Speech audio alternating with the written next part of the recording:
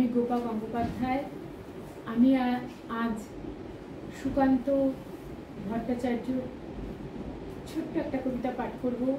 কবিতার নাম ছাড়পত্র। যে শিশু ভূমিষ্ঠ হলো আজ রাত্রে, তার মুখে খবর পেল সে পেয়েছে ছাড়পত্র এক।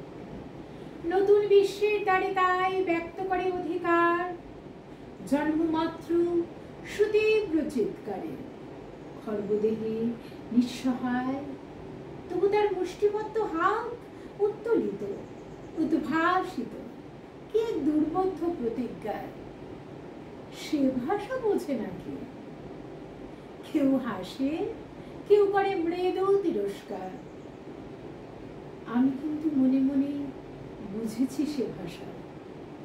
পেয়েছি নতুন চিঠি আসন্ন যুগের।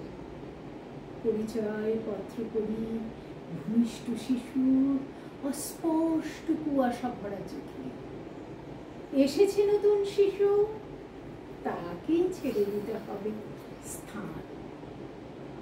জীর্ণ পৃথিবীতে ব্যর্থ, মৃত আর ধ্বংসস্তূপ পিঠে চলে যেতে হবে আমাদের। চলে যাব, তবু আজ যতক্ষণ দিহে আছে প্রাণ, প্রাণপণে পৃথিবীর সরাবো জঞ্জাল। এ বিশ্বকে, এই শিশু বাসযোগ্য করে যাব আমি। নবজাতকের কাছে আমার দৃঢ় অঙ্গীকার। অবশেষে সব কাজ সেরে আমার দেহের রক্তে নতুন শিশুকে করে যাব আশীর্বাদ। তারপর হব ইতিহাস।